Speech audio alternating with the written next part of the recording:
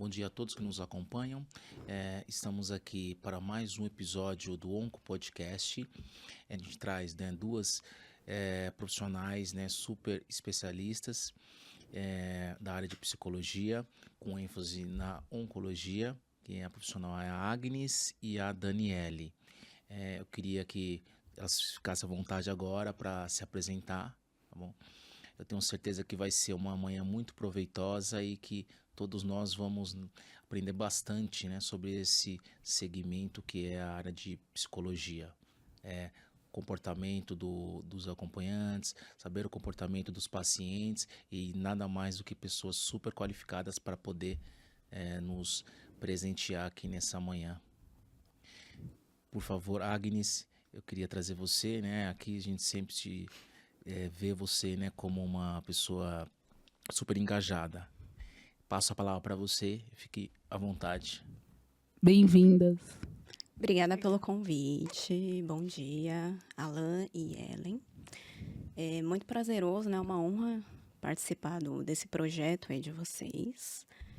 Então, eu vou começar me apresentando. Então, eu sou a Agnes, sou psicóloga e psico-oncologista. Então, qual foi o motivo, Até pensando em trajetória, assim, de qual foi o motivo da minha escolha, primeiro pela psicologia.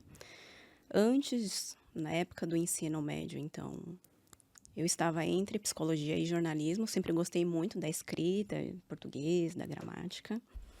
E aí, conversando com alguns amigos, enfim, a gente foi, então, para essa área da psicologia mesmo, Então, a ideia de entender comportamento humano, aspectos cognitivos, emocionais e como tudo isso se entrelaçava. Então, eu fiz 3 anos de cursinho, entre alguns anos um pouquinho mais velha, porque eu sempre pensei em prestar para a USP. Só que a nota de corte sempre foi muito alta, Psicologia e jornalismo, na época a nota de corte era 60, então era muito alto. Era a 4ª ou a 5ª especialidade mais concorrida, depois da medicina ali na USP. Então, tentei 2 anos na USP, no 3º ano, então eu tentei em 2 faculdades privadas, particulares. Entrei em 2009 no Mackenzie, 5 anos de graduação, e aí me formei em 2014. Na época da graduação, já me vinham ideias na atuação em hospitalar, e mais especificamente em oncologia. Até tenho casos na família, mas um pouco mais distantes, não são familiares tão próximos, não foi o motivo principal da minha escolha.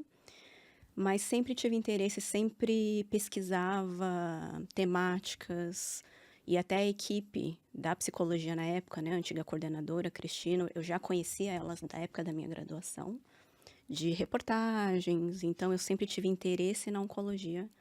Em especial, eu queria residência no AC Camargo. Então, me formei em 2014.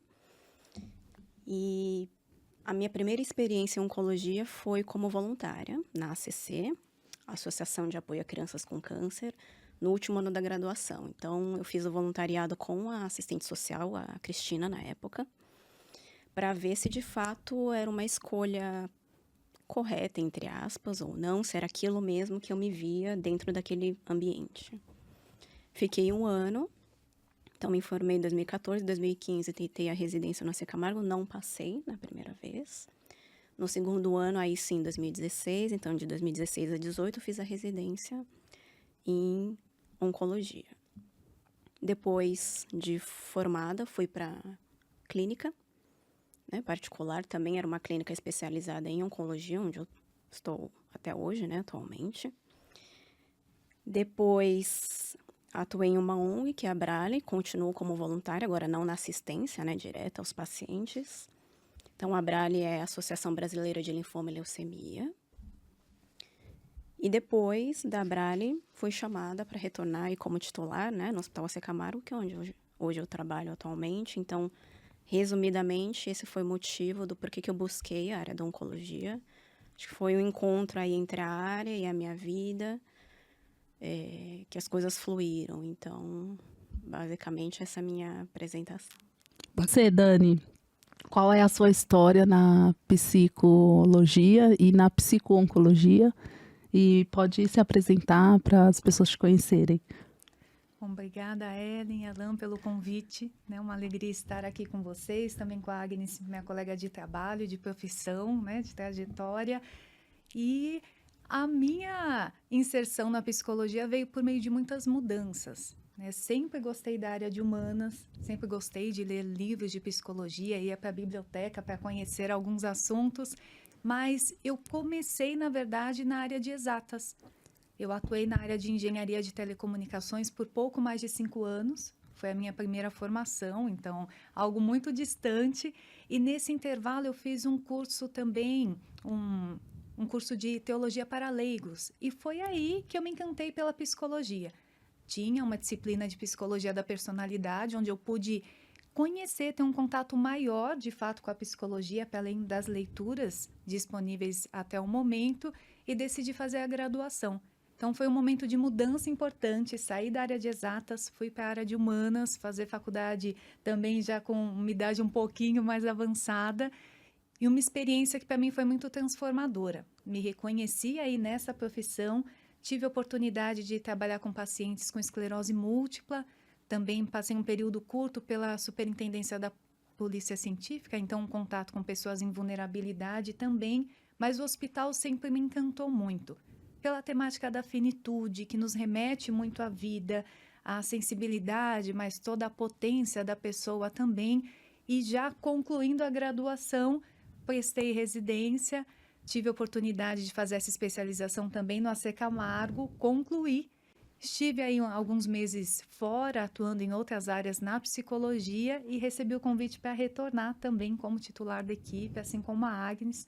Agora trabalhamos juntas aí nesse desafio, mas que também nos traz muitos frutos no dia a dia.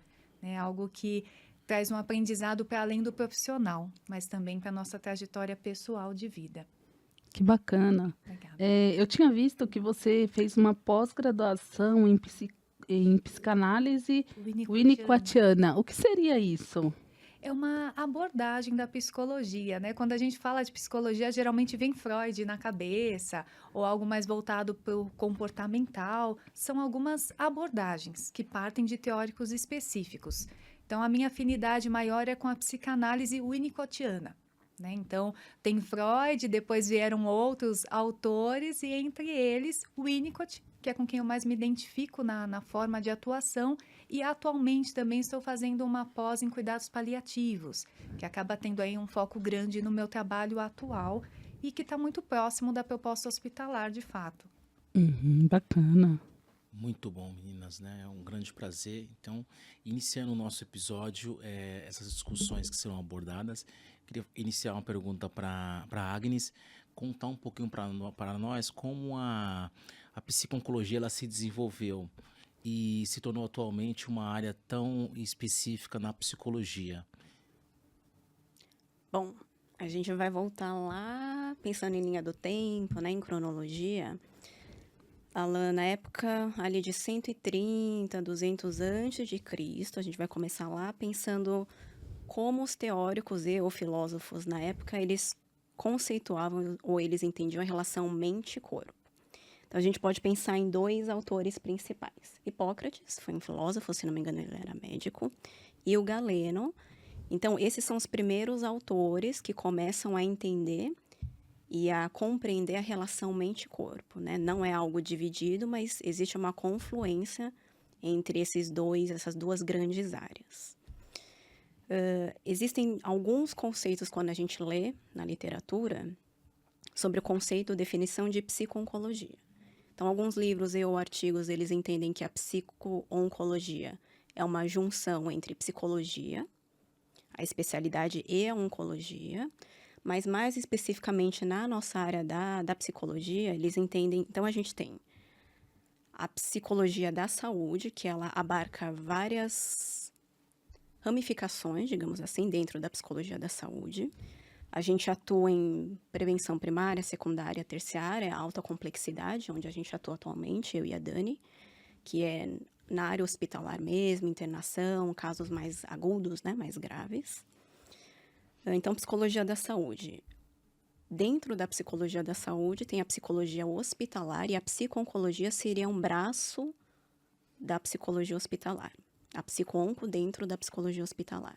Então, existem várias áreas de atuação. Isso pensando em definição e um conceito bem amplo. Agora, pensando do ponto de vista histórico. A gente começa lá fora, lá nos Estados Unidos. Então, 1970, aproximadamente. A Jimmy Holland, então ela é uma psicóloga. Ela começa a trazer esse conceito da importância de ter esse olhar do suporte psicológico ao paciente. Então, ela inicia esses trabalhos ali nos Estados Unidos, mais especificamente em 1977, no Memorial Sloan Kettering. Então, na verdade, a unidade em si ela foi fundada em 1887. E a Jimmy Holland, ela inicia um serviço psiquiátrico em 1977, para justamente ter um olhar da equipe de saúde mental, então psicólogo e psiquiatra. Agora, trazendo o contexto aqui para o Brasil, em 1980, quais são os dois grandes nomes aqui da psico-onco? Então, a gente tem a Maria da Glória Gimenez e a Maria Margarida de Carvalho. Então, são psicólogas de renome.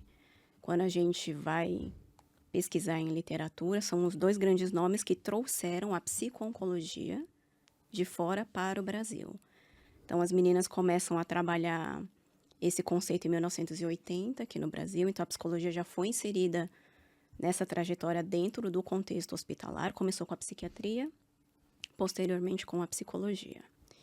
Então, em 1980, as duas começam a trabalhar essas questões dentro, em projetos, enfim, outros tipos de estrutura para levar isso aos pacientes oncológicos. Na década de 90, 94, aqui no Brasil começam a serem construídos os primeiros cursos ou congressos de psico-oncologia. Então, quando a gente vai pesquisar, a gente encontra, assim, primeiro encontro nacional de psico-oncologia, 1994. Então, se a gente pensar em trajetória histórica, basicamente esses são os grandes nomes. E mais atualmente, aliás, em 1994, eu não posso esquecer que foi a fundação da SBPO, é a Sociedade Brasileira de Psico-Oncologia. Então, atualmente eu faço parte ali do secretariado e de mídias da Nacional aqui de São Paulo. Então, sou uma dos membros, né? Então, essa é uma sociedade muito conhecida. Então, se a gente pensar em cronologia, basicamente, Alan, esse é o histórico. Esses são os 3 grandes nomes, né? Quando a gente pensa em psico-oncologia aqui no Brasil. E nos últimos anos, isso tem se atualizado e acho que a gente tem conseguido alcançar, né, Dani, muito mais espaços. Então, a gente vê, assim, 5º simpósio, mas ali em 94 foi o embrião mesmo. 94, 95, e aí a gente pode até pensar em políticas públicas, falando de uma forma sucinta, quando começa a Política Nacional de Humanização, políticas públicas pensando em acesso ao tratamento, ao câncer. Então, é basicamente nesses anos que se inicia um olhar, mais um olhar sociocultural, né, histórico-cultural para a população oncológica. Muito bom. Todos nós sabemos que trata-se de uma doença, né, extremamente complexa. Tá? E você acabou de relatar, né, que a gente tem que vincular, né, o corpo e a mente. Então, dentro lá da prática de vocês, tá? Principalmente a Agnes poderia mencionar melhor. Quais seriam os objetivos do psicólogo, tá? Principalmente no tratamento do paciente oncológico, que é um paciente que demanda bastante, né, dessa parte de orientações, né, acompanhamento. Você conseguiria... Quais são os seus principais objetivos, né? Óbvio que deve ter muita coisa que você deve tentar desenvolver com o paciente. Mas, assim, quais são os focos de vocês na abordagem, né, de um paciente? A gente tem 3 grandes áreas. Então, no dia a dia, né, eu e a Dani e os outros membros da equipe, a gente tem um olhar direcionado para 3 grandes figuras, digamos assim. Paciente, família e equipe multiprofissional. Então, por exemplo, a demanda ou quem necessita do suporte podem vir dessas 3 grandes referências, digamos assim, voltado especificamente para o paciente. O paciente, por exemplo, com dificuldade em lidar com aquele momento, um diagnóstico inicial, uma recidiva. Enfim, ele pode ter recebido informações que ele reagiu de um modo que ele tem apresentado certa dificuldade mesmo para o enfrentamento desse momento.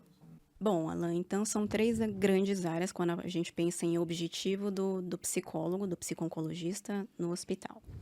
Então, a gente tem um olhar voltado para o paciente, para os familiares ou acompanhantes, né? Podem ser amigos, enfim, colegas de trabalho que estejam ao lado do paciente, e a equipe multiprofissional.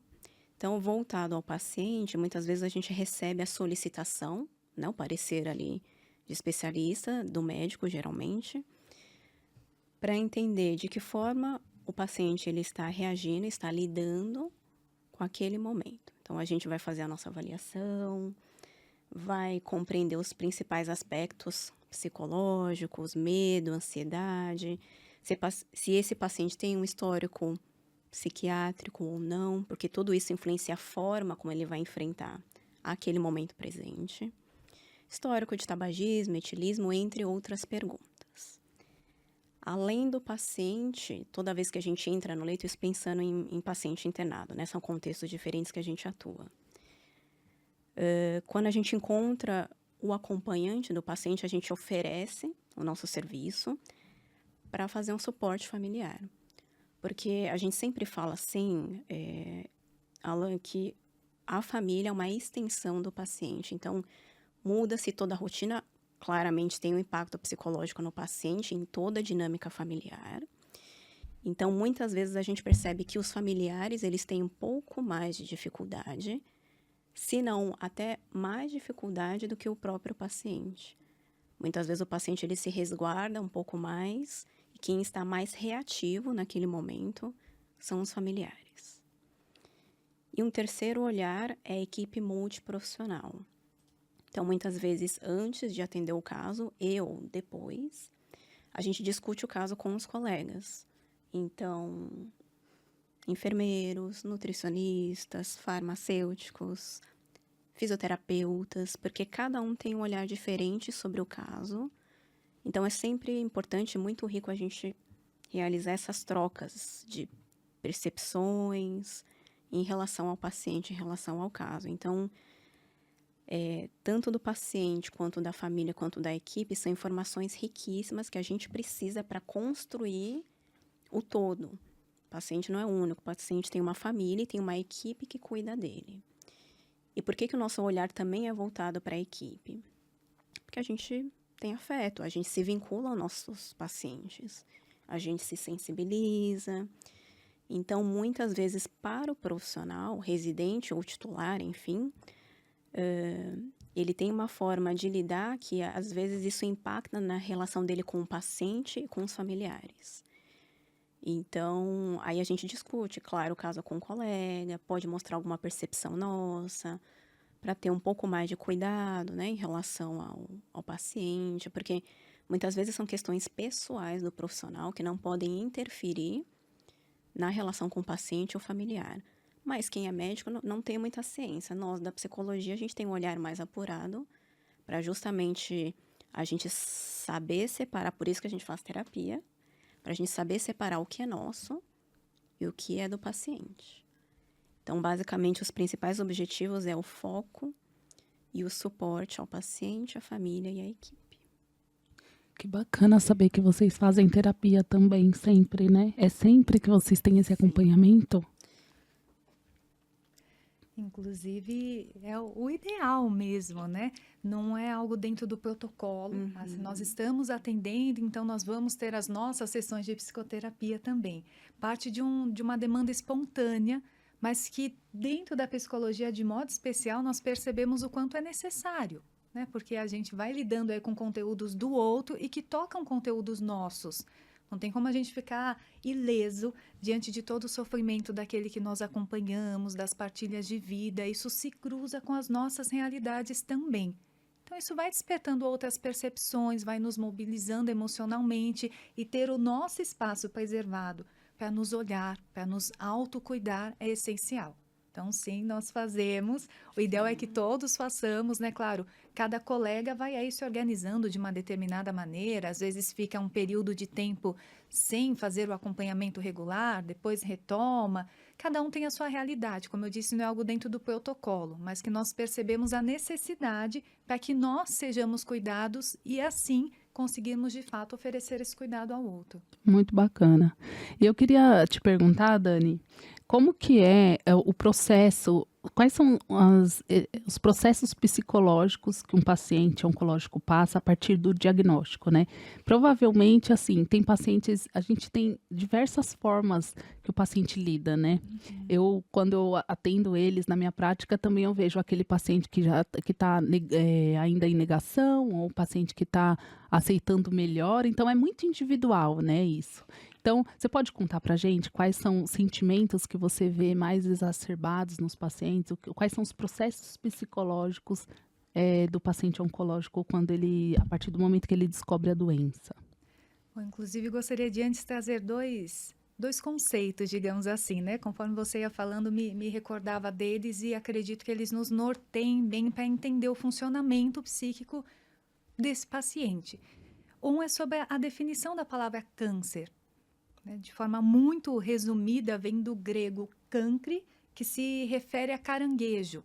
E no sentido de aquele animalzinho mesmo que aprisiona, que vive escondido, que se movimenta de uma forma desordenada, algo que assusta. Mais ou menos o que a gente vai pensando também do próprio tumor. Algo que está ali escondido, que surge de forma inesperada, que de alguma forma faz uma vítima que vai se desenvolvendo de um jeito que pode tomar outras proporções. Então, esse é um ponto para a gente ter em mente. Uma segunda definição, daí você me perguntava, né, sobre a questão aí das abordagens da psicologia. Freud fala sobre o luto como uma reação diante de uma perda. E quando a gente pensa em perda, parece que é só uma pessoa que faleceu, só entre aspas, né? Digo só no sentido de que não se refere à morte de uma pessoa também, mas se refere à perda de outros objetos. E objeto na psicologia, né, vai ser aquele algo que tem um afeto depositado. Então, pode ser a perda de uma pessoa, pode ser a perda de um emprego, de um relacionamento que é interrompido, pode ser a perda de um bem material, um carro que é roubado, a perda de uma expectativa, de um sonho, alguma perda de algo que realmente aquela pessoa investia um afeto. Então, partindo disso, né, de onde vem a palavra câncer e do que seria o luto, a partir da psicanálise. Chegamos, então, na sua pergunta. Como que os pacientes oncológicos podem lidar com todo esse contexto? Quando a gente olha para esses pacientes, nós estamos olhando também para uma vivência de luto um luto antecipatório.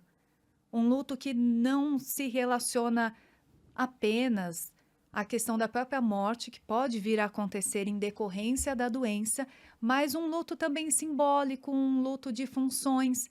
Então, de repente, a partir daquele diagnóstico, a pessoa vai perder a rotina que tinha. Vai perder o trabalho, vai perder algumas relações, às vezes vai perder um membro, né? Vai ter aí alguns prejuízos na autoimagem também. Várias coisas podem ser perdidas. Tudo isso vai, de alguma forma, desembocar em um processo de luto. E, a partir disso, nós chegamos em uma outra autora bastante conhecida, que é a Kubler-Ross. É uma médica psiquiatra que ela fala sobre as fases do luto. E daí eu contextualizo para que a gente possa entender que esse luto não é apenas para aquelas pessoas que perderam um ente querido. Esse luto diz também daquelas pessoas que estão vivas e estão lidando com diversas perdas. Então, uma das teorias que nós podemos considerar nessa questão de quais seriam os processos psíquicos do paciente em todo esse contexto oncológico, vem a partir desse conceito trazido por Kubler-Ross sobre as 5 fases do luto, né? E ela fala sobre primeiro a negação, a raiva, a barganha, a depressão e a aceitação. Então, são 5 fases que, se nós formos nos debruçar sobre elas, tem uma lógica sequencial, mas não quer dizer que o paciente passe necessariamente por todas ou naquela sequência, né? Às vezes vai vivenciar uma fase e depois vai repetir uma outra, vai ter uma ordem diferente. A gente não pode esquecer que tudo que a gente está falando aqui se refere a um indivíduo que lida com as questões da vida, que tem uma história muito pessoal, individualizada, de fato. Então, a gente vai falando de uma forma mais geral para que nós possamos compreender, mas sempre com esse olhar. Tem as suas peculiaridades, porque é uma pessoa, né? Tem a sua própria história, os seus próprios desejos, mas para entender um pouco melhor, partindo dessas 5 fases. O paciente que está em negação seria aquele, por exemplo, que recebeu o diagnóstico, mas não acredita que aquilo está acontecendo. Não, acho que o diagnóstico está errado. Vamos procurar uma outra opinião, o que é importante também, mas pode dizer desse processo. Não, acho que esse resultado de exame aqui não está certo. Não faz sentido eu ter essa doença. Eu sempre me cuidei, né? Eu tinha uma vida saudável. É aquele momento em que a pessoa rejeita essa possibilidade do diagnóstico. Num outro momento, a fase de revolta, existe aí uma reação um tanto quanto agressiva, digamos assim, de realmente expressar raiva, às vezes até um sentimento de inveja, voltando no exemplo da vida saudável, né? Poxa, eu sempre me alimentei adequadamente, tinha o descanso correto, uma vida toda organizada, e quantas pessoas não têm isso e também não têm nenhum tipo de complicação? Como que está acontecendo comigo? Nesse momento até pode ter algum tipo de agressividade direcionada, inclusive, para a família, para os profissionais, para aquelas pessoas que estão mais próximas. Então, não agressividade necessariamente no sentido, né, ali de um atrito físico, mas na forma de se expressar. Né? É um momento em que a pessoa está se ajustando àquele contexto. É um sentimento esperado. Já na barganha, é uma fase onde, não, mas e se eu mudar de vida agora? A partir de agora eu vou comer certinho, a partir de agora eu não tenho vícios, então acho que eu posso também não ter mais a doença. Ou muitas vezes a barganha diz nesse sentido mais religioso, né? De tentar fazer uma promessa, de não, né? Será que Deus não pode me curar? É esse momento de tentar negociar uma mudança da situação. Já na fase de depressão, não é necessariamente algo de um transtorno psiquiátrico. Diz dessa tristeza. Pode também envolver sintomas depressivos, inclusive necessitando aí de um suporte medicamentoso, mas se referindo à fase, nós dizemos de um momento de tristeza, e não é uma tristeza que a pessoa não possa sentir. Todas essas emoções são necessárias para que a pessoa se ajuste e se reconheça nesse contexto. Cada um sente na sua intensidade, no seu próprio momento, tem alguns gatilhos que impulsionam aí uma emoção mais intensa, mas que fazem parte de todo esse ajustamento. E, de novo, nesse momento de depressão, dentro dessa fase aí dos lutos, é um momento onde a pessoa está entristecida, mas porque ela começa a perceber qual é o contexto real. Então, é uma fase muito importante. Às vezes vem alguém, não, mas não fica triste, não chora. E a pessoa precisa, sim, ficar triste, precisa ter esse espaço para poder chorar, para falar sobre o que está sentindo, para que ela organize os pensamentos, as emoções diante desse diagnóstico. Então, é um momento onde ela entra em contato com algo que é ruim, que não é desejado, mas que ela passa a se apropriar desse novo contexto. Então, é uma tristeza adequada ao momento vivido, para daí nós chegarmos à fase chamada de aceitação. Nessa aceitação não quer dizer que está tudo lindo, maravilhoso, estou feliz porque eu tenho um diagnóstico, nada disso.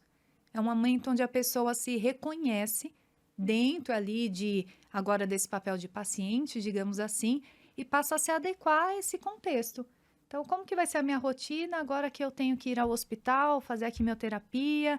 Como que eu vou me relacionar com as pessoas se eu estou ainda me ajustando com a minha própria imagem?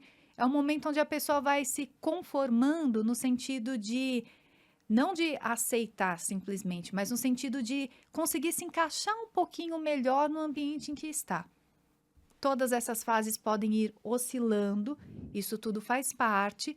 Como eu disse, as emoções se alternam também nelas, mas diz desse momento de reconhecer-se diante de perdas que acontecem. Esse ajustamento diante da perda da rotina, de expectativas, de sonhos, às vezes de um membro, de relacionamentos, do trabalho, muito do funcionamento vai de alguma forma estar aí perpassando essas 5 fases do luto. Nossa, muito bom. Na verdade, o que eu entendi do que você falou é que o luto, ele não está relacionado somente à morte, né? Ele está relacionado com pequenas perdas que o paciente vai passando nesse processo. Sim. Então, são pequenos lutos que ele vivencia. E dentro do processo todo, ele tem essas fases que você falou, né? De aceitação no final, a depressão, que é quando ele realmente se coloca naquele contexto.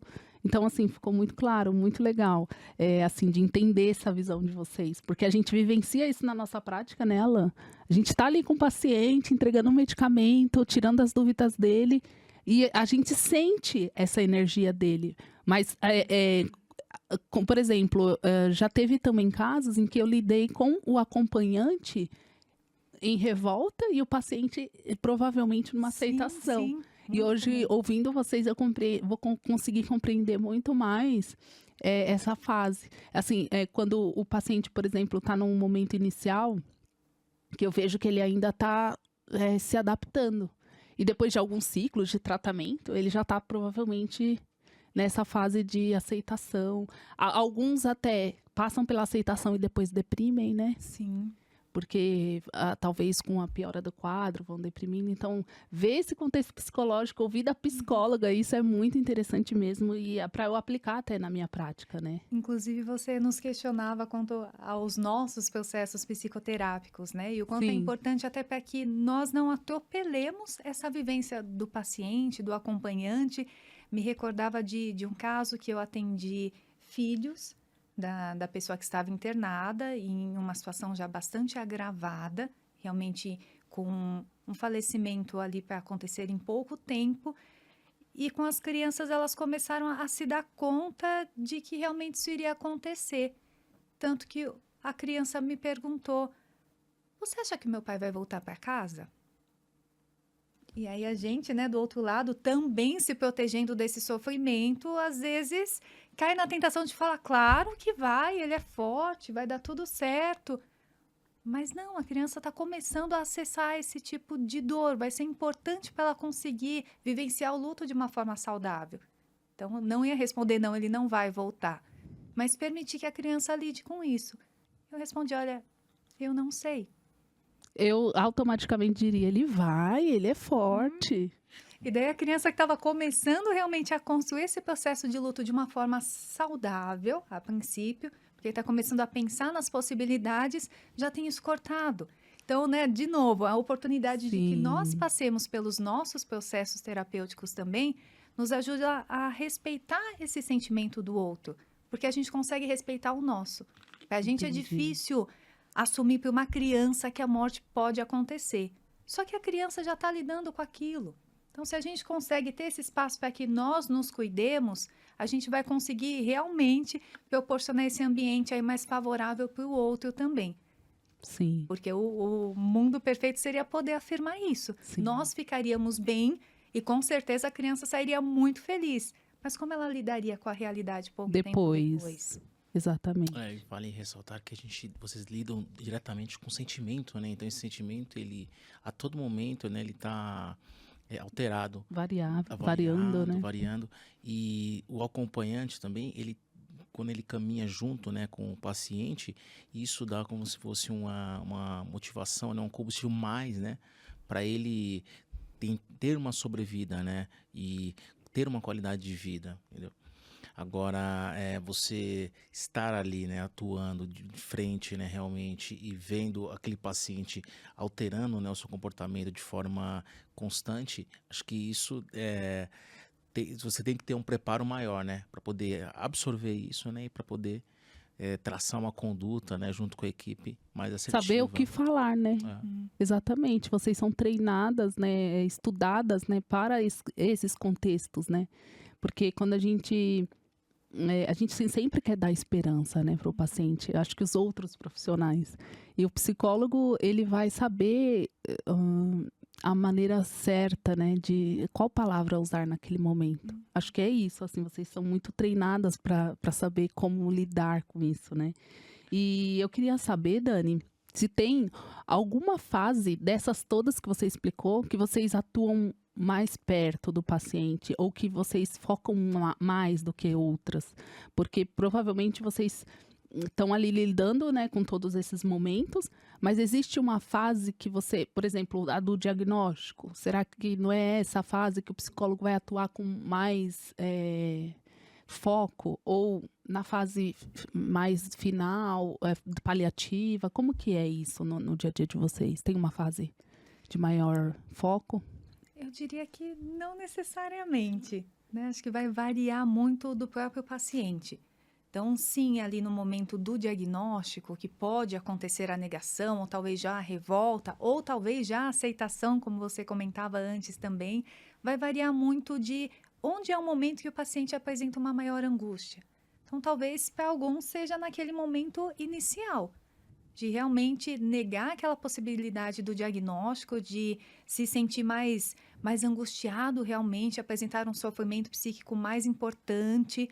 Então, eu diria que varia, mas pensando aí a partir das 5 fases, como eu comentava há pouco, o que eu afirmaria é que talvez no momento de raiva fosse onde a gente tivesse uma atuação um pouquinho menor, digamos assim, no sentido de que dá a impressão, talvez na equipe isso surja mais, de que no momento que o paciente está se expressando ali com uma revolta, está com uma fala um pouco mais agressiva, que é um momento onde a gente tem que fazer ele ficar tranquilo, né, bem, sem ali de alguma forma se manifestar diante de alguma proposta, de alguma conduta. E não, é um momento onde ele precisa assim expressar o que está sentindo. Então, talvez nesse momento seja uma fase onde nós nos preocupemos menos, bem entre aspas, porque a gente percebe que o paciente está conseguindo se expressar. Claro que a gente precisa atuar também aí para conseguir auxiliá-lo na melhor forma de expressar isso que ele está sentindo, de uma forma que ele não se prejudique, que consiga interagir de uma forma mais harmoniosa com a equipe, visando ao próprio cuidado, mas de modo geral vai variar bastante de cada paciente. E de acordo com os espaços que vão surgindo para a nossa atuação também. Então, às vezes, ali no momento de negação, é uma fase que se dá de forma mais rápida para aquele paciente, mas quando vem o momento chamado de depressão, a gente tem um espaço melhor para a nossa atuação, a gente consegue trabalhar mais com o paciente questões sobre como ele vai se reorganizar diante da vida, o que ele está pensando sobre esse novo momento. Pode ser que aí, nesse contexto, surge um espaço maior para nós atuarmos. Então, varia também com o espaço que vai surgindo. Às vezes, nesse momento de negação, é quando o paciente está, de alguma forma, ressignificando a própria identidade. Antes, um homem ativo, com ali uma determinada imagem física, com várias funções, o provedor da casa. E aí, a partir do diagnóstico, vem essa negação, porque como que ele vai ser o provedor, como que ele vai manter a rotina do jeito que era, a imagem vai sofrer alterações, como que se lida com isso? Talvez aí, para essa pessoa, seja o momento em que nós vamos atuar de uma forma ainda mais intensa.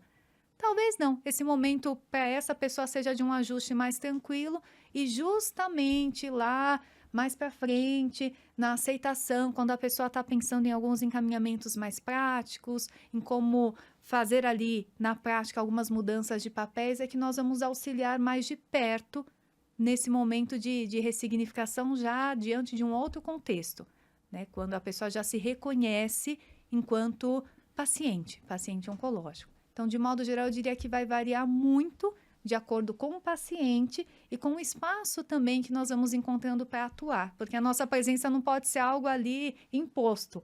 É de acordo também com a necessidade. Sim, e com o momento que o paciente se sente à vontade para tal. Às vezes tem muitos conteúdos que podem ser trabalhados, mas se o paciente não se sente tão à vontade ainda naquele momento, forçá-lo a falar sobre determinadas questões vai colocá-lo em uma situação de angústia, de sofrimento ainda maior. Então, nós vamos lidando também com isso, em reconhecer o espaço possível para trabalhar, respeitando também a individualidade do paciente. Um ponto que vale, né, pensando no que a Dani está explicando para vocês, é exatamente isso. A pergunta de vocês foi o foco do psicólogo nessas principais 5 reações emocionais, vamos colocar assim. Isso a gente pensando do ponto de vista do profissional, no caso, o psicólogo, na atuação com o paciente, família ou equipe. E é muito importante, só reforçando o que a Dani falou agora ao final, a gente ter, aí é feeling, né, que a gente fala que é o tato ou o manejo do profissional, do psicólogo, em perceber a disponibilidade da pessoa que está do outro lado em receber o nosso suporte. Então, a gente explica o motivo do porquê que a gente está ali, ou beira-leito ou ambulatorial, solicitação, encaminhamento, enfim. E o paciente, ele tem a escolha de aceitar ou não. E a gente deixa muito claro que não há nenhum problema na recusa do nosso atendimento. A gente orienta o paciente como funciona o serviço de psicologia, quando ele se sentir confortável, como acionar. Então, é exatamente o que a Dani falou, é uma forma muito respeitosa. A gente se apresenta, a gente oferece o serviço, mas não é algo obrigatório. Então, tiveram casos, vários casos, em que os pacientes recusaram, e eles falaram assim, Agnes, eu já fiz terapia, eu sei o quanto é importante, mas neste momento está muito dolorido e eu não vou conseguir fazer terapia. Eu sei que é fundamental, porque ele tinha acabado de receber uma recidiva, um diagnóstico de uma recidiva. E ele estava muito fragilizado, muito sensibilizado.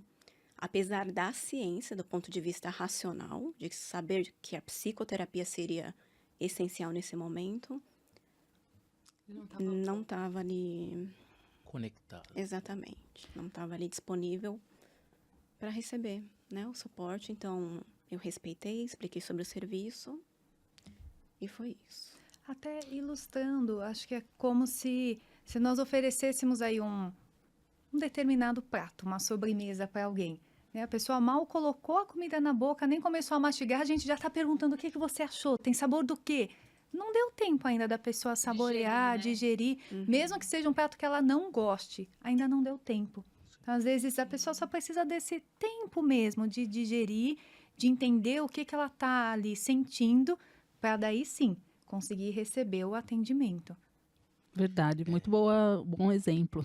Eu vou aproveitar o gancho da Agnes, né, com relação a esse, na área de oncologia mesmo, desses dois cenários, o paciente ambulatorial e o paciente internado. Então, como a área de psicologia, ela desenvolve atualmente um plano terapêutico para esses dois grupos, né, que são realmente diferentes.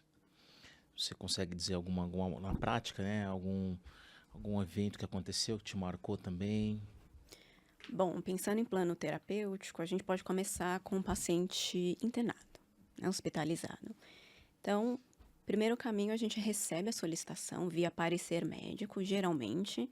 Recebemos também via equipe multiprofissional, geralmente a enfermagem, que tem ali o contato mais direto ao paciente. As meninas fazem contato telefônico ou quando encontra a gente no posto de enfermagem. E elas pontuam as principais observações em relação ao caso, o que chama mais atenção para solicitar o nosso acompanhamento. Então, começa-se por aí, o pedido via equipe, a gente vai até o paciente. Se o paciente aceitar o nosso segmento durante a internação, quando a gente pensa em plano terapêutico, é construído a partir da demanda, ou seja, os sintomas e ou sinais que o paciente traz durante o atendimento. Quando eu falo sintomas, tem as reações e aspectos emocionais, psicológicos, mas tem sintomas orgânicos, físicos, que muitas vezes impedem a nossa avaliação. Por exemplo, um paciente com difícil controle de dor, sintomas álgicos. Não tem como a gente fazer a avaliação. Um paciente que está com score ou 9, 10, está insuportável, a gente não consegue fazer a avaliação com ele. Às vezes sonolento. Exatamente. Menos consciente, né? Consciência mais rebaixada, a gente fala assim. Ou do ponto de vista cognitivo, dependendo de alguma questão orgânica, enfim. Como que a gente traça o nosso plano terapêutico? Depende muito, então, da demanda e do que a gente alinha também com o paciente. Então, na verdade, é tudo conversado com o paciente, a gente explica sobre o nosso serviço de acompanhamento. São casos em que a gente percebe que existe uma necessidade do acompanhamento ser um pouco mais frequente, então vamos pensar que estamos de segunda a sexta no hospital. A gente vai 3 vezes por semana. Casos mais complexos, eu digo, pacientes com transtornos psiquiátricos, pacientes em casos mais graves, em que é necessário também um suporte para a família, então a gente vai de 2 a 3 vezes durante a semana. Então, pensando em definição de plano terapêutico, e muda-se muito de uma sessão para outra. quando a gente fala em contexto hospitalar, principalmente, a questão clínica muda-se de um dia para o outro. E, consequentemente, isso influencia na reação emocional do paciente e do acompanhante. Então, por exemplo, uma conduta que eu defini na minha sessão de segunda-feira e eu estou retornando no paciente uma quarta ou uma quinta-feira, de repente eu preciso mudar o plano terapêutico a partir de alguma discussão de caso, porque de repente o caso agravou, o paciente foi entubado, foi para UTI. Então, tudo que eu havia planejado inicialmente na última sessão, o cenário já mudou completamente. Então, Alan, um dia de cada vez. Literalmente, o hospital acontece tudo muito rápido, Muito em dinâmico, segundos. Muitas vezes você foi no paciente, vamos supor, pela manhã, final da tarde você já é acionada porque houve uma mudança de quadro clínico súbita e você precisa fazer um atendimento de urgência. Então, plano terapêutico, ele tem uma estabilidade até a página 2, quando a gente pensa em contexto hospitalar. Isso pensando na internação. Agora, o ambulatório, ele segue um pouco mais sem intercorrências, vamos colocar assim, mas também a gente acaba mudando algumas definições. Por quê? No hospital, então, a gente oferece 6 sessões seguidas no nosso modelo ambulatorial. Mas vamos supor, o paciente veio na segunda sessão comigo e por alguma intercorrência clínica, ele necessitou interromper esse segmento. E aí, quando a gente, por exemplo, vai pesquisar no nosso sistema ali, né, no TASI, o paciente está internado. Então, aí já é um outro ambiente.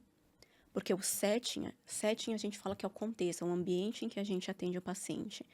Na internação, pode ser beira-leito, pode ser na UTI, pode ser no corredor. O paciente está caminhando e a gente faz o atendimento ali mesmo. Familiar, muitas vezes não tem uma sala apropriada, porque, enfim, outros familiares estão utilizando. E o suporte familiar é no meio de um corredor, na UTI.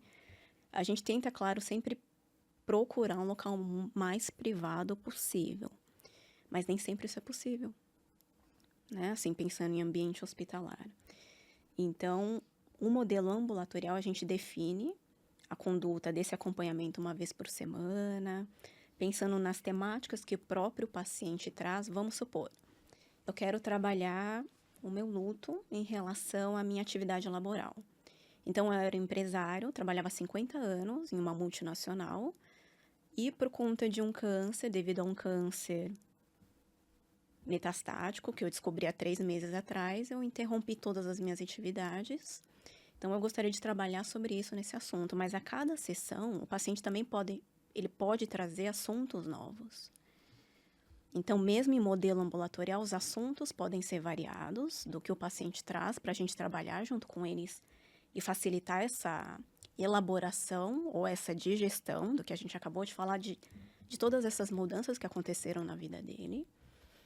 E também a gente pode lidar também com intercorrências clínicas do quadro oncológico do paciente.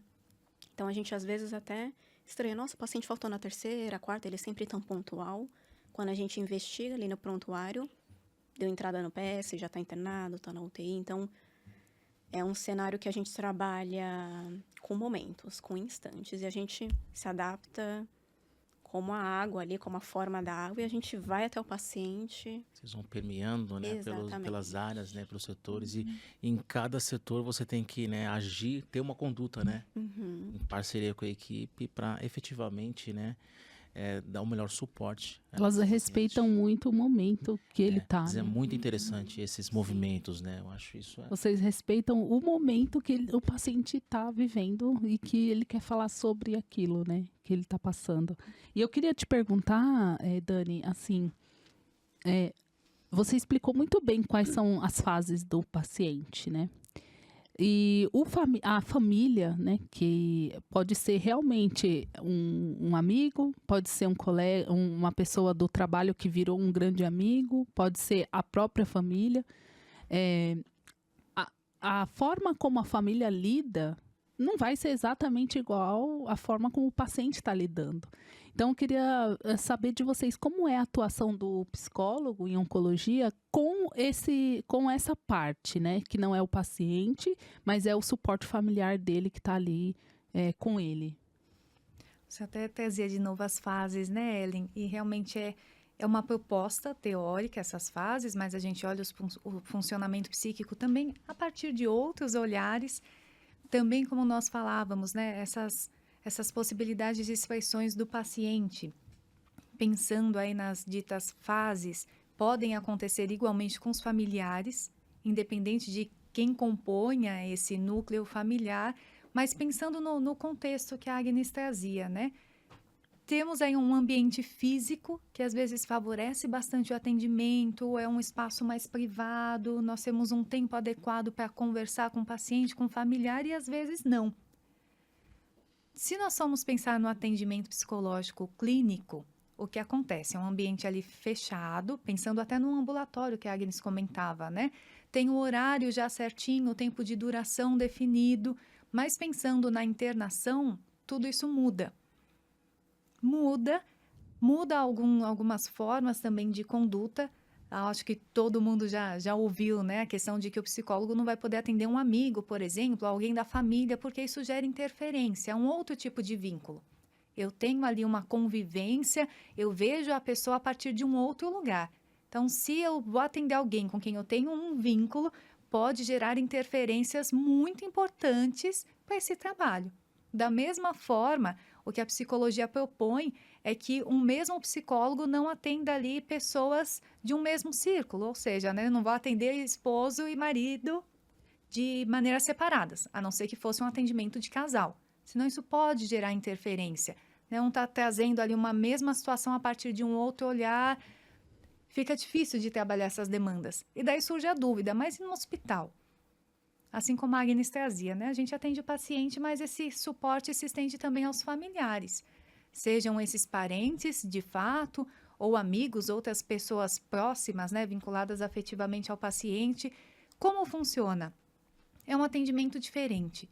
Né? A psicologia hospitalar tem as suas peculiaridades também, mas que, apesar de ser um grupo de pessoas que possuem um vínculo, também aí prevalece a ética e o sigilo dos conteúdos trabalhados. Então, o que o paciente trouxe ali, de repente, ele falou que está com uma angústia muito importante porque a partir da doença não vai conseguir manter o trabalho, está preocupado com a esposa. A gente não vai levar isso para a esposa. Com a esposa vão ser trabalhados outros conteúdos. Inclusive, é importante até a gente destacar isso para o paciente e para o familiar. Olha, o que nós conversamos ali fica entre nós, o paciente, eu agora com você, familiar, é outro assunto. Se vocês desejarem conversar entre si sobre o que vocês têm trazido no atendimento, é uma coisa. Agora, o profissional vai manter esse sigilo ético. E esse atendimento acaba esbarrando em várias questões, porque, de alguma forma, um dos pontos principais vai dizer sobre a comunicação. Então, favorecer essa comunicação do familiar com o paciente, do familiar com a própria equipe médica, é um dos pontos centrais quando a gente olha para esse atendimento de quem acompanha o paciente. Existem também alguns cuidados, pode acontecer também a chamada conspiração do silêncio, quando, de alguma forma, aqueles que acompanham têm mais detalhes sobre o quadro clínico, mas, por razões pessoais, preferem que o paciente não tenha acesso a isso.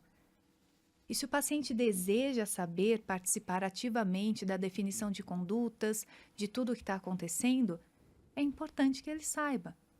Se o paciente manifesta que ele não quer ter contato com essas informações, que ele prefere que o cônjuge ou a mãe, uma pessoa amiga próxima, vá ali conversando mais de perto com a equipe médica, é uma coisa. Mas se o paciente deseja participar, seguir com todas as informações detalhadas, isso precisa ser respeitado. Então, essa conspiração do silêncio pode prejudicar muito a participação do paciente no próprio processo de adoecimento, de tratamento, e algo que acaba acontecendo com uma frequência importante ali no dia a dia do hospital. Então, são alguns pontos que eu destaco, né? Essa questão da comunicação, que acaba sendo um fator super importante que nós facilitamos no dia a dia, não só a comunicação ali no sentido de pensar em condutas, de realmente compreender o que o médico tem orientado, mas muitas vezes de favorecer a comunicação entre essas pessoas, o paciente e o familiar. Às vezes o familiar tem coisas muito significativas para dizer, para discutir, pensar junto ali com a outra pessoa e não está encontrando um espaço para isso. Muitas vezes é o psicólogo quem pode articular num atendimento conjunto para que esses conteúdos sejam trabalhados. E, de novo, respeitando o tempo do paciente, respeitando o tempo do familiar, os sentimentos de cada um, mas buscando favorecer realmente essa comunicação, evitando esses ruídos, mantendo esse sigilo ético dos conteúdos que são trazidos, né? De modo geral, nós vamos também pensando nas mudanças de papéis. Alguns exemplos que nós íamos trazendo, né? Se de repente o paciente era o principal provedor e agora ele se vê impossibilitado, como que essa mudança de papel vai acontecer? Quem que de alguma forma vai assumir essas responsabilidades dentro de casa? Ou mesmo que seja, por exemplo, a responsabilidade de cuidar das crianças, várias outras tarefas do dia a dia também. É o momento de tentar ressignificar e que através dessa comunicação, desse acolhimento, nós vamos estendendo o atendimento que inicialmente ia ali de forma principal é para o paciente, mas que também acolhe a todos que compõem esse círculo que está diante dele, a família, os amigos, essas pessoas mais próximas. Outros pontos de observação também com a família, a gente pensa em estruturas de personalidade. Então, quem é o familiar, quem é a esposa, se é um filho, se é um neto, e qual a relação desse familiar com o paciente. Então, por isso que é ideal, exatamente como a Dani falou, primeiro, por uma questão ética e mais privada, para que o paciente tenha um momento dele, e fora do leito, para que o familiar tenha. Então, a gente procura uma sala de espera, uma sala de estar, e realiza o suporte com o familiar fora. E aí a gente vai entendendo a dinâmica e a relação dos dois. Então, um traz o relato de uma percepção em relação ao familiar, né, o paciente no caso, e o familiar traz as suas impressões principais de como o paciente está reagindo naquele momento. Então, um dos pontos de observação durante o atendimento é a relação entre ambos, estruturas de personalidade do familiar. Um dos pontos que a gente observa também, experiências familiares anteriores no cenário da oncologia. Por quê? Esse familiar ele pode ter, infelizmente, ter tido perdas importantes, seja pela oncologia ou não, como foram essas perdas, e claro, sempre respeitando o momento. Então, se o assunto surge de uma perda familiar, a gente pergunta, o senhor gostaria de falar sobre isso? Porque, de repente, ele não gostaria, mas surgiu ali durante o atendimento com o psicólogo. Ele pode se recusar, falar, olha, nesse momento eu não... Ou só o silêncio já respondeu por si só. Então, essas são algumas interpretações que a gente pega no ar e não tem nem a palavra em si, mas é o silêncio mesmo, ou o choro, ou uma expressão do próprio corpo, né, o não verbal. O que a gente trabalha muito com os familiares, autocuidado. Não adianta ter um acompanhante ou um familiar 24 horas, ótimo, maravilhoso, que bom para o paciente. Mas se ele está extremamente sobrecarregado. Então, a gente pergunta, a senhora tem filhos? Vamos supor que essa senhora seja paciente. Eu tenho 3 filhos, eu já sou viúva. Seus filhos moram aonde? Eles são todos de São Paulo. E aí, a gente vai construindo. Bom, por que toda vez que a gente faz o atendimento ao paciente só tem um filho? Ou, às vezes, estou sozinha. Mas é uma paciente idosa, tem 85 anos, que, por lei, não poderia estar sozinha. Então, a gente tem um serviço social também no hospital. Então, na verdade, são várias construções, interrogações para entender um pouquinho daquele caso. Cadê os outros filhos? Os outros filhos estão cientes de que a mãe está internada? Porque só um que a gente vê, né, durante a internação, como é a relação dessa mãe com os outros filhos. Então, durante o atendimento, vamos supor, com esse filho, a gente vai entender como que é a saúde dele também, física e emocional. Até para entender um pouquinho sobre o histórico da família. Se existe um histórico psiquiátrico, pode ser que isso também tenha influência, né? Porque existe uma carga genética também de depressão, ansiedade, síndrome do pânico. Então, a gente precisa entender, vamos supor que esse filho, no caso dessa senhora, seja o principal cuidador. E os outros dois, por algum motivo X, não estejam, enfim, ali presentes naquele momento. Só que a gente também precisa entender, do ponto de vista psíquico, se esse filho, que é o principal provedor, digamos assim, dos cuidados, se ele tem condições para os cuidados com essa mãe. De repente, não. Eu não sei se é uma relação conflituosa. Aí não é a pessoa mais indicada. Mas aí, de repente, essa família não tem condições financeiras para... Um cuidador. Isso, exatamente. Para acionar um cuidador, enfim. Então, a gente vê o serviço social... Enfim, tudo isso é discutido. São muitos detalhes que, a partir do momento em que a gente começa a acompanhar esse paciente, nós somos responsáveis por um olhar psicossocial. Nossa, eu vou, atendo, vou embora. Tá, mas por que essa paciente, toda vez, ela tá sozinha? Cadê a família? Vamos lá discutir com a enfermagem. A enfermagem tá 24 horas. Eles são as pessoas que mais estão de olho ali nos casos. Então, olha, Agnes, eu nunca vi um familiar. Essa paciente já está quase há um mês aqui com a gente. Final de semana. Aciona o serviço social. Liga para familiar. O que está acontecendo? Né? Então, nesse sentido, acrescentando, né, o que a Dani falou, são outros pontos extremamente importantes de observação do que a Dani falou também. Então, autocuidado. A gente estimula o familiar, se possível, fazer a troca entre os cuidadores, quando é possível, claro, a gente entende o dia a dia, a rotina das pessoas, se não sobrecarrega um, e aí isso impacta na relação com o paciente, que é o nosso principal foco, mas claro, a família é tão importante quanto eles terem apoio emocional, porque eles são o braço direito do paciente. Enquanto o paciente está internado, é a família e a equipe, nós somos a segunda família do paciente. O paciente foi de alta, é a família. Eles precisam ser bem orientados na alta, eles precisam ter condições emocionais. E se não tem, a gente orienta para a busca de psicoterapia. E pensando até nos nossos limites também, né? Porque a Agnes trazia esse exemplo da família em que não tem ninguém presente acompanhando o paciente, ou mesmo essa dificuldade da família se organizar ali nos cuidados diários, mas a gente não vai solucionar essa questão. O nosso período ali também de atendimento, de suporte é muito limitado. E é uma questão que merece, sim, ser olhada e cuidada em um espaço mais amplo, em uma psicoterapia externa, né? Algo que vá para além do hospital. Temos também esses limites. A psicologia hospitalar está dentro do hospital.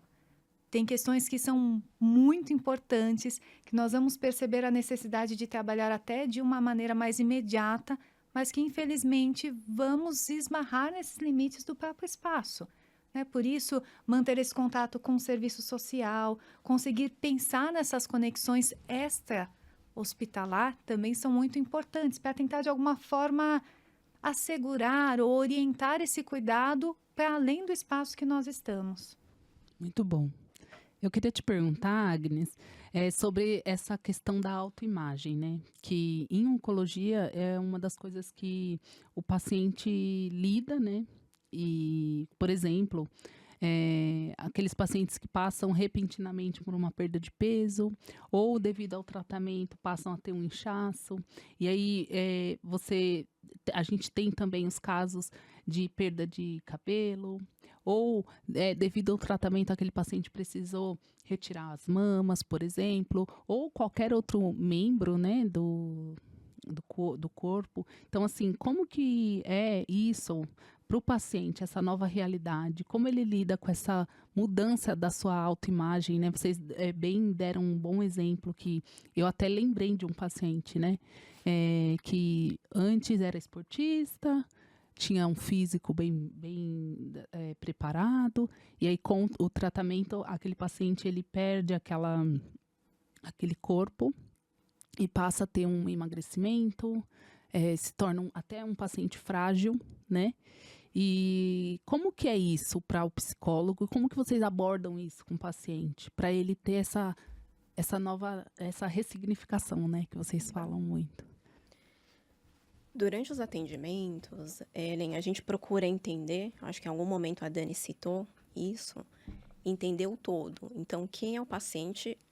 Aquele indivíduo, né, o sujeito, ele também é um paciente oncológico. a partir de agora, depois do recebimento do diagnóstico oncológico. Mas ele é um ser com biografia, ele tem uma história de vida. Então, nós temos a nossa anamnese, que é a avaliação da psicologia, no contexto hospitalar, psico-oncológico.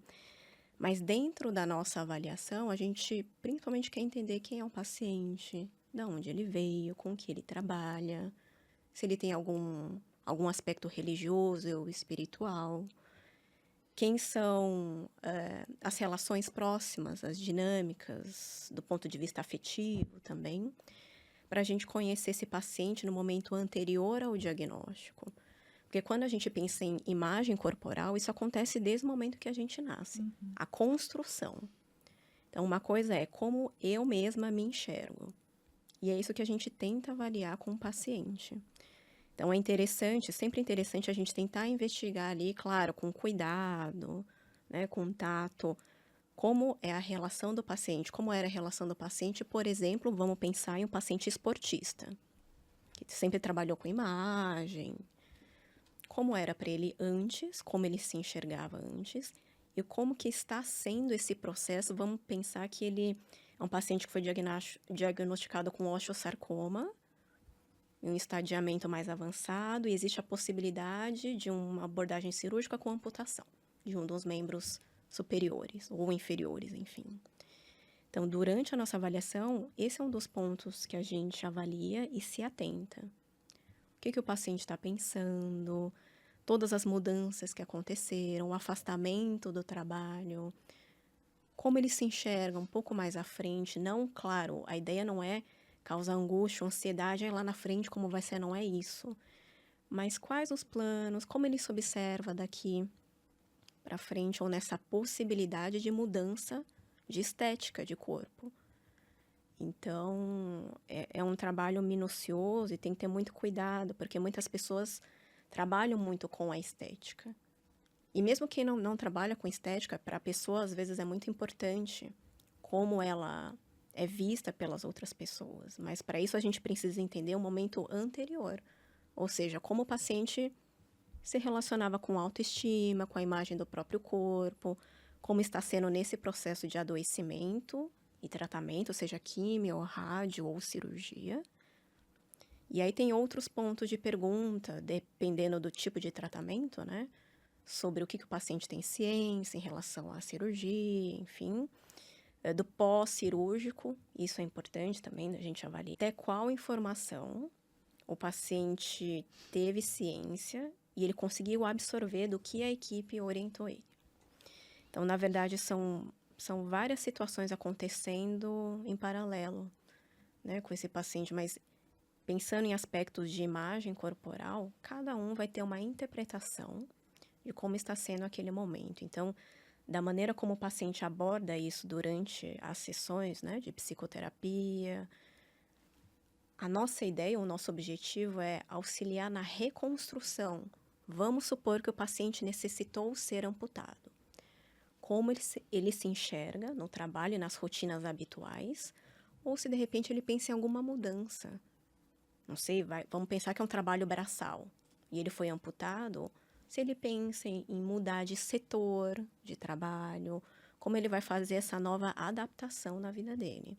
Então, um dos papéis do psicólogo nesse momento de construção ou reconstrução de imagem corporal é isso. Então, entender como que isso foi absorvido pelo paciente em vários aspectos cognitivos e emocionais e ajudá-lo a lidar e a elaborar essa perda de um corpo, uma imagem antiga, que agora de fato não é mais a mesma pessoa. E essa é uma das frases que a gente ouve muito, né, Dani? Uhum. Eu não me reconheço mais. Eu olho no espelho, essa não é a mesma Maria de antes. E a gente valida isso, Ellen.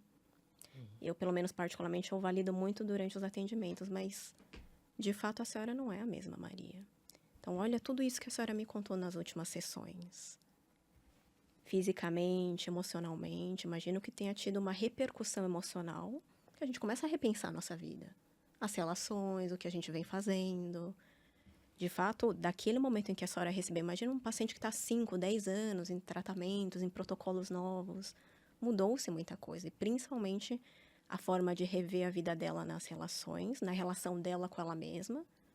Que a gente tem a relação com o outro, mas a gente tem a relação conosco, com o nosso corpo, com a nossa mentalidade. A gente começa, às vezes, a priorizar algumas coisas que anteriormente a gente não levava tanto em consideração. Quando a gente se vê ali num processo de adoecimento, vida e morte, uma linha muito tênue ali, então a gente repensa algumas coisas de que não valem a pena, outras que, sim, são prioridades na nossa vida. Então, basicamente é isso. Inclusive, aproveitando você dizendo das frases, Agnes, eu lembrava, muitas vezes a gente escuta também outras pessoas comentando pro paciente, né? Ah, mas você só perdeu o cabelo, vai crescer. E realmente pode ser que cresça. Mas, como a Agnes dizia, né? Validar e entender aquele momento de estar sem o cabelo, por exemplo.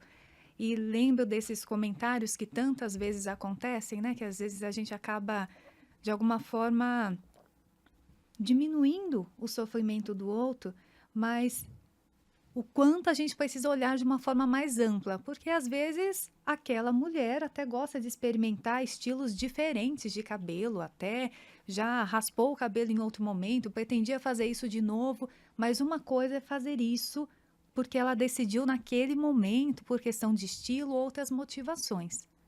Muito diferente de quando surge essa necessidade ou de quando isso acontece por conta de um diagnóstico. Você citava o emagrecimento, né, na pergunta. Às vezes a pessoa até queria perder alguns quilos. Uma coisa é realmente ter aí um corpo diferente porque escolheu dessa maneira, porque está fazendo exercícios, uma dieta, algo do tipo. Outra coisa é quando isso acontece por conta do adoecimento. Então, mesmo que seja algo que talvez a pessoa até desejasse, né? Desejava realmente raspar o cabelo, desejava emagrecer, mas qual é o motivo pelo qual isso está se dando? E isso muda toda a percepção da pessoa. Então, mais uma vez, né? Realmente ter esse olhar para como a pessoa se sente a partir do que está sendo vivenciado, como a Agnes dizia.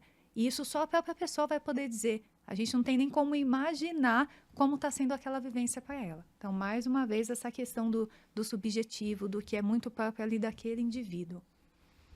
E de encontro ao que Dani já e a Agnes comentou, esses processos, né, de psicologia, é um ponto que com certeza vai em cuidados paliativos. Como que vocês conseguem, né, acompanhar esse paciente, a familiar também, e expor, né, essas etapas, principalmente quando ocorre essa etapa de terminal do paciente, a finitude, a morte, né, dele.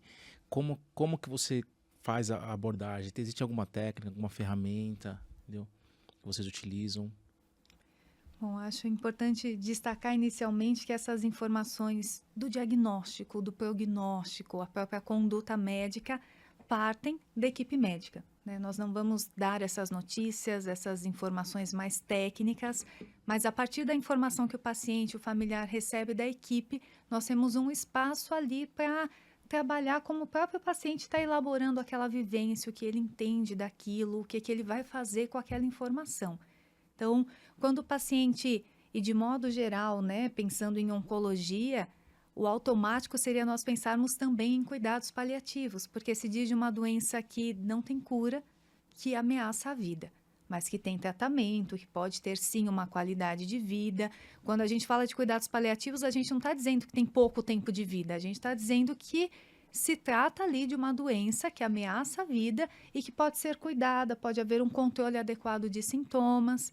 Pensando em como a gente vai abordando essa questão da finitude com o paciente, volto em outros pontos que a gente já dizia, que a Agnes também foi destacando, esse tempo do paciente. Não tem como a gente impor, olha, então, no atendimento de hoje nós vamos falar sobre morte. Não. É um ponto importante, muitas vezes a depender de como está ali a evolução do quadro clínico, é um assunto super pertinente, mas isso tem que partir do paciente. A gente pode, de alguma forma, favorecer essas percepções, mas se o paciente, assim como naquele exemplo do familiar, não consegue trazer o assunto, talvez, de fato, ele não esteja preparado para falar sobre aquilo. E nós impormos isso seria algo que o fragilizaria ainda mais, né? Então, uma coisa diz desse feeling, desse tato que a Agnes destacava há pouco, né? A gente precisa ir percebendo ali os espaços para poder trazer esse assunto da finitude, que é algo concreto, né? Conseguir falar sobre a morte, que é algo natural, mas que nós evitamos, né? É muito natural, e se for pensar na nossa cultura realmente, é um assunto muito evitado. Parece que falar sobre a morte está chamando a morte, está desejando a morte. De alguma forma, a gente poderia considerar, por exemplo, quebrar um pouquinho esse tabu. Né? Falar sobre a morte não significa que nós desejamos isso. Às vezes, o familiar pode demonstrar algum receio em falar sobre a possibilidade de morte do paciente, como se nós fôssemos interpretar que ele deseja que o paciente venha a falecer. E não, é algo que realmente pode acontecer e que gera uma série de implicações. Como lidar com tudo isso? Então, uma coisa que eu considero é, a partir do momento que o paciente se mostrou disponível para falar sobre isso, é a hora da gente falar sobre isso. Às vezes é em um momento até precoce, digamos assim. Ele está em um momento clínico ok, né? O tratamento ali está andando de uma forma satisfatória, não tem ali nenhuma perspectiva de uma complicação na própria evolução da doença, mas se o paciente já se mostrou disponível para falar sobre esse assunto, é interessante sim que nós falemos sobre isso. Inclusive, eu lembro de uma situação da infância, e em momentos onde não tinha WhatsApp, toda essa questão tecnológica, quando ia um tio meu em casa com os meus primos, nós muito próximos, né, sempre brincando, e na hora de ir embora era muito difícil, porque o ônibus demorava para vir, a gente ficava ali no ponto de ônibus aproveitando para conviver um pouco mais. Quando o ônibus surgia para eles irem embora, era aquela correria para se despedir. A gente nem se despedia direito, ficava algumas coisas pendentes, e daí não tinha telefone, não dava para depois combinar mais alguma coisa, até que em um determinado momento a gente passou a... Chegamos ali naquele ponto de ônibus, a gente conversava, se despedia, e quando chegava o ônibus, independente do tempo que demorasse, a gente já tinha se despedido. A gente conseguia seguir tranquilamente. Então, mesmo que pareça um momento precoce para falar sobre a morte e sobre as implicações dessa morte, se o paciente se mostra disponível, é um momento importante. É um momento importante porque ele pode trazer assuntos importantes, pode expressar seus sentimentos, pode pensar em encaminhamentos. Não dá para negar que a morte implica aí uma série de questões burocráticas, algumas tarefas que precisam ser delegadas, e aí vem novamente a troca de papéis que eu comentava anteriormente. Então, a partir do momento que o paciente se mostra disponível para falar sobre isso, é importante acolhê-lo. Acolhê-lo até mesmo porque talvez com um familiar, um amigo, não haja esse espaço para falar sobre esse assunto tão delicado. Às vezes a pessoa até se sente à vontade para conversar sobre isso, mas quem está perto não consegue manter essa abertura para que ele fale sobre esses sentimentos da possibilidade de morrer, do que gostaria de organizar, de planejar diante disso. E é um momento onde surgem muitos assuntos, né? Assuntos que, de modo geral, eu diria que vão de encontro a esse buscar sentido para o que já viveu até então, olhar para essa história de vida, conseguir pensar em algumas vivências, novamente a questão das ressignificações, e é um momento também de buscar por encaminhamentos, né? O que eu pretendo fazer a partir desse momento? Como que eu pretendo orientar pessoas próximas? O que eu pretendo em relação ao meu próprio quadro clínico? Às vezes a pessoa já pensa ali sobre diretivas antecipadas de vontade. Tem alguns desejos que ela quer expressar para a equipe médica, quer deixar registrado de alguma maneira. Então, é um espaço também para olhar para isso. Mesmo que pareça um momento precoce, se o paciente mostrou abertura, nós podemos começar a falar sobre isso. Né? Um ponto muito importante sempre é manter essa sensibilidade para quando a pessoa se dispõe a falar sobre determinado assunto. E respeitar esse tempo, né? Pensando novamente nesses encaminhamentos futuros, em favorecer esse olhar para a vida, essas ressignificações da pessoa conseguir se apropriar de si mesma, conseguir de alguma forma pensar no que ela deseja fazer nesse momento. Às vezes quer falar com alguém, quer fazer ali, solucionar algo mais administrativo, quer chamar alguém distante para poder pensar em algo até mesmo para um ritual de despedida.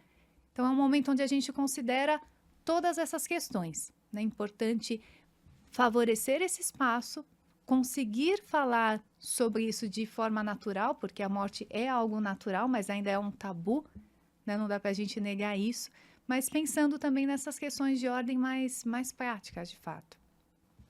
Entendi. Muito, muito bom. E o respeito acima de tudo, né? Sim. Tudo que vocês respondem sempre está muito relacionado a respeitar o desejo do paciente, né? De falar sobre um determinado assunto, respeitar a individualidade dele. E eu queria já puxar um gancho e perguntar para a Agnes o seguinte, em relação ao medo, né? Porque são duas perguntas numa só, na verdade. Porque quando o paciente ele tem o diagnóstico, a equipe médica, né? As equipes explicam para ele por tudo que ele vai passar, né? A partir dali, dependendo de qual vai ser a conduta médica, e ele tem a livre escolha, né? De optar ou não em seguir com aquele tratamento. E eu queria saber como que essa interferência, a atuação, não digo nem interferência, né, do psicólogo, apoiando o paciente nessa escolha, né, mostrando também para ele os riscos e benefícios, que eu acredito que a equipe médica já faz isso com o paciente, né, nem é tanto o psicólogo, né, que vai falar de risco-benefício. E em relação ao medo que se apresenta ali naquele momento. Como que vocês abordam isso? Bom, só acrescentando nas considerações da Dani, eu já respondo. Tá. Pensando em cuidados paliativos, então, sempre pensando na etiologia, assim, da palavra, paliativo vem do pallium, que é manto, que é proteção. E o que muitas pessoas pensam, inclusive paciente e familiar, bom, entrou em paliativo, entrou em fase terminal, então, não tem mais o que ser feito pela minha mãe, pelo meu filho. O ideal é que a equipe de cuidados paliativos acompanhasse o caso desde o início. O paciente recebeu o diagnóstico no ambulatório, o paliativo começa a acompanhar, porque é uma equipe que auxilia no controle de sintomas, principalmente da dor, que acho que é um dos sintomas de mais difícil controle e traz muito sofrimento em todas as esferas ali para o paciente e para a família. Então, nesse sentido, o ideal é que a equipe de cuidados paliativos acompanhasse desde o início do diagnóstico, nas várias oscilações que esse diagnóstico também se apresenta. Por exemplo, pode ser que o caso ele comece a se agravar, o paciente já está no 3º, 4º protocolo de quimioterapia, apresentou metástase para 2, 3 órgãos, e aí já não tem mais proposta curativa. E entra-se uma outra proposta que é paliar, ou seja, que é controlar os sintomas para uma melhor qualidade de vida, né? Então, a ideia da equipe é justamente estender ali o período de vida e trazer, e nesse período, até o último dia do paciente, que ele tenha conforto, que ele esteja ao lado das pessoas que ele ama. É isso, qualidade de vida, dignidade. Oferecer isso para o paciente. E durante essas fases, pode surgir o medo. Então, quando a gente pensa, acho que é um dos principais sentimentos ou reações que a gente fala, que a gente trabalha com o paciente. Então, o medo, pensando lá nos primórdios ali do Homem das Cavernas, enfim, é uma reação, a gente fala de luta ou fuga, uma reação natural como uma defesa. Quando a gente se depara diante de uma adversidade, de algo desconhecido, é natural que a gente... E aí o corpo reage. Então, por exemplo, taquicardia, sudorese, tremor. Então, a gente está diante de uma situação, de um contexto, de um ambiente. Vamos trazer para o contexto hospitalar. O paciente nunca foi internado, é a primeira internação dele. Imagina, acabei de receber um diagnóstico há 3 meses, já metastático. É a primeira vez que eu estou internado, existe uma rotina do hospital, aí eu tenho que dividir o leito com outro paciente, que às vezes é um caso mais grave, ou em terminalidade, ou enfim, outros aspectos do quadro oncológico do paciente ao lado, que trazem desconforto para aquele paciente que está iniciando esse processo. Então, o medo é um sintoma que ele acompanha durante as variadas fases, durante o diagnóstico e o tratamento. Ellen, e aí a gente tem que ficar muito atento quando a gente faz as nossas avaliações, porque o medo ele pode evoluir para algum tipo de fobia. Então, na verdade, quando a gente avalia os sintomas psicológicos, medo, ansiedade, angústia, a gente avalia a intensidade e a frequência. Ah, dona Maria, então me conta um pouquinho sobre esse medo. Como que ele é? Em que momentos em que a senhora sente esse medo? Aí ela conta. Ai, toda vez quando o médico passa aqui. O que a senhora sente? Ai, começa a me dar um suor, começa a passar mal. E é toda vez, porque o médico passa visita todos os dias. Né? Toda vez. Aí já não tá conseguindo mais dormir, já não se alimenta bem. Então, assim, quando essas reações começam a interferir na rotina do paciente e mudam-se os padrões, por exemplo, alimentar e de sono, em virtude de reações emocionais, nosso pisca-alerta, na verdade, ele está aqui, ele nunca morre, ele nunca dorme, na verdade. Ele está ali, o paciente começou a falar que esses sintomas, eles têm se apresentado de forma mais exacerbada, com mais frequência, impactando outras atividades do dia a dia, da rotina. A gente tem os nossos colegas da psiquiatria. Dona Maria, a gente pode pedir uma avaliação da psiquiatria, acho que seria importante para a senhora entender a origem desse medo. E antes de internar, Dona Maria, a senhora também sentia esse medo? Em outro momento da sua vida? Não. Nunca senti, essa é a primeira vez que eu sinto isso. Primeira vez que eu estou no hospital. Então, aí a gente tem que ficar muito atento para esse tipo de sentimento não evoluir para algum transtorno psiquiátrico. Tomadas de decisão. Uma pergunta super importante. Qual que é o papel da psicologia? E sim, quem passa todas as informações, como você falou, e reforçando o que a Dani falou também, a responsabilidade é da equipe médica. Psicólogo não passa informação de diagnóstico clínico. Então, o paciente pergunta assim, mas não sei o que, né? Aí ele quer uma confirmação nossa. Aí a gente pode devolver a pergunta. Não sei o que a senhora entendeu sobre o que o médico explicou. A gente não afirma, mas a gente também não nega informação. A gente está ali para entender até que ponto o paciente conseguiu compreender as informações. Até motivar também essa busca por informações, né, Agnes? Exatamente, Dani. Então, vamos supor que o pedido do médico é: paciente confusa, parece não estar entendendo a gravidade do caso, solicito avaliação. Um exemplo, dentre os muitos que a gente recebe da equipe médica. Então, tem-se um foco no pedido médico, então a gente vai ali avaliar sutilmente. Por exemplo, como que eu faço, Ellen? Para tentar encaixar ali a pergunta. Vamos mudar de figura, vamos trazer para o seu João. Seu João, e aí, né? Os médicos têm passado aqui.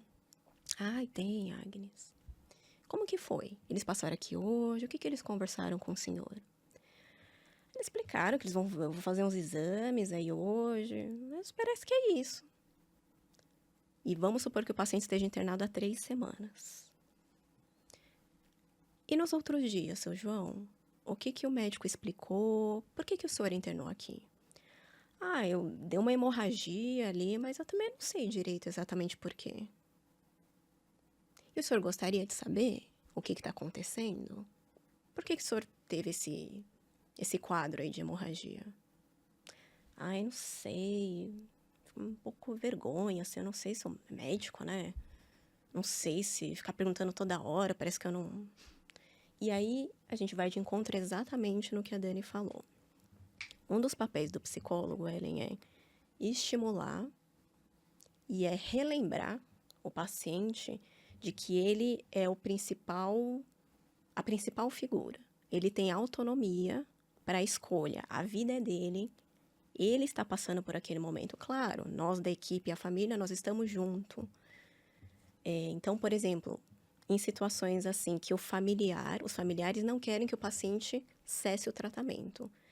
Mas o paciente está num 5º protocolo de químio, a paciente já não aguenta mais sofrer todas as reações da quimioterapia, e aí a gente faz um intermédio para entender a escolha do paciente, se é uma escolha consciente, e se consciente, ok.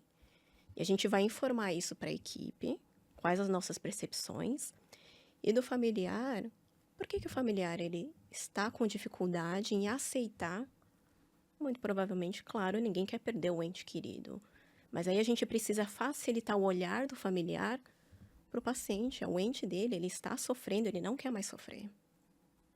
Então, é um trabalho muito minucioso, você tem que ter muita delicadeza. Porque são familiares que estão em processo franco de sofrimento. Eles sabem que daqui a pouco tempo vão perder ali um familiar.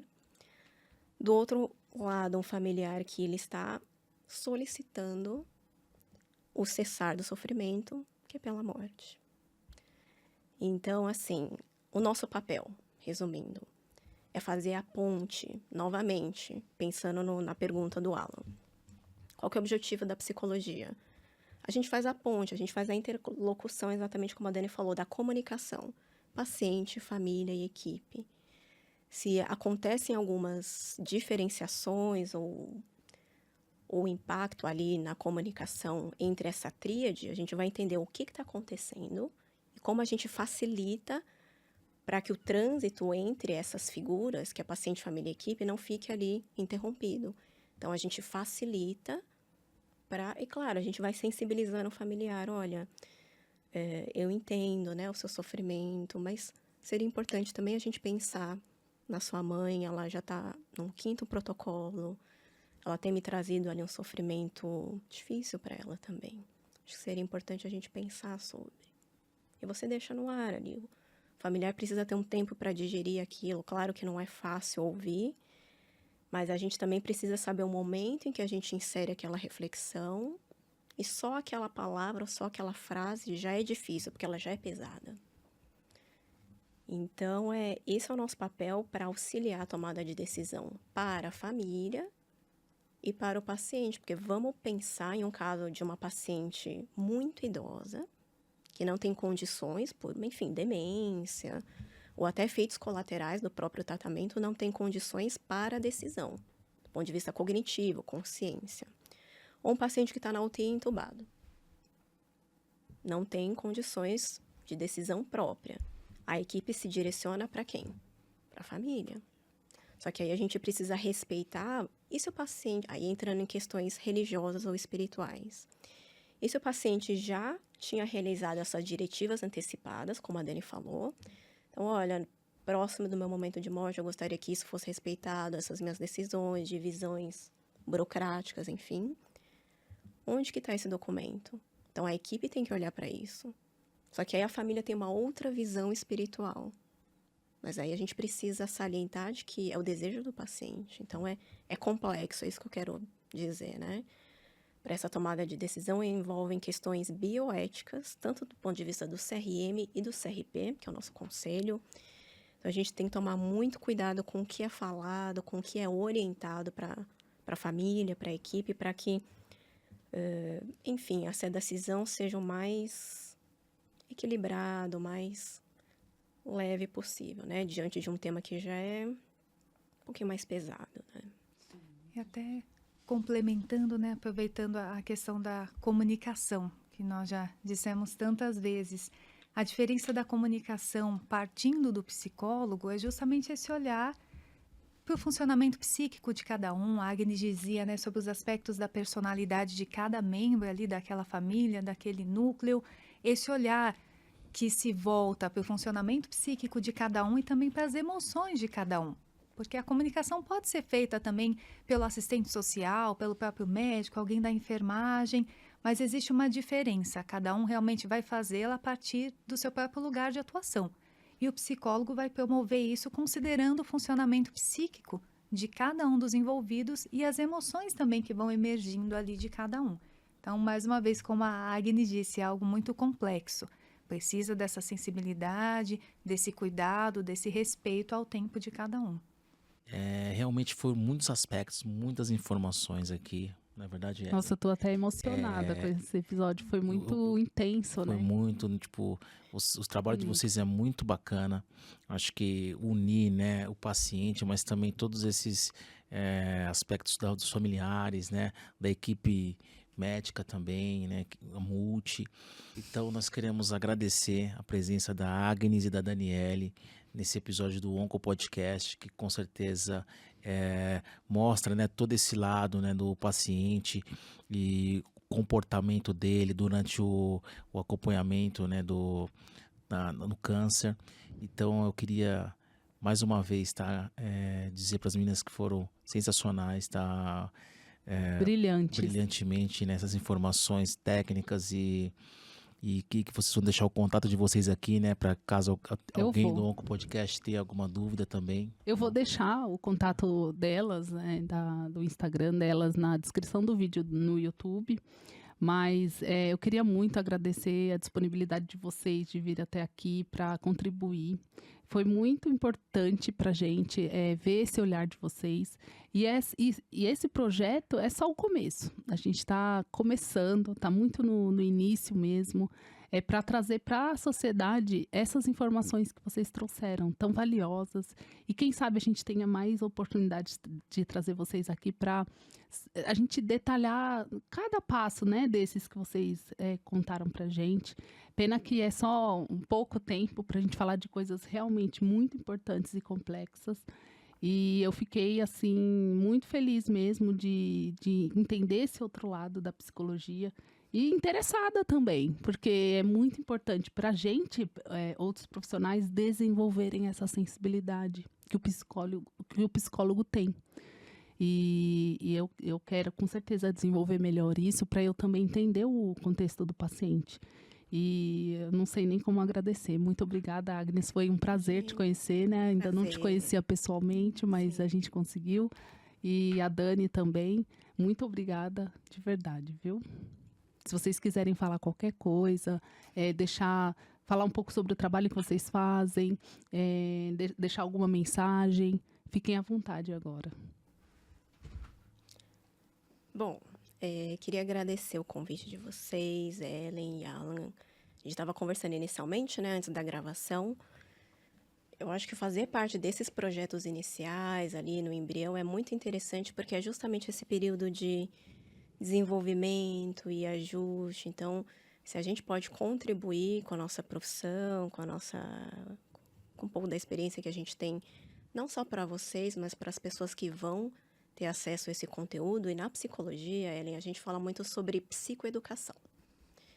E o que é isso? É a gente literalmente educar a comunidade, o grupo. As pessoas precisam saber qual que é o papel do oncologista, do fisioterapeuta, do nutricionista, do psicólogo, nas várias modalidades, como a gente conversou aqui, internação, ambulatório, o que o paciente ou familiar eles podem apresentar de reações emocionais. Então, nesse sentido, é muito prazeroso, é uma honra para a gente estar aqui, fazer parte desse projeto. Espero que a gente contribua aí de outras formas também.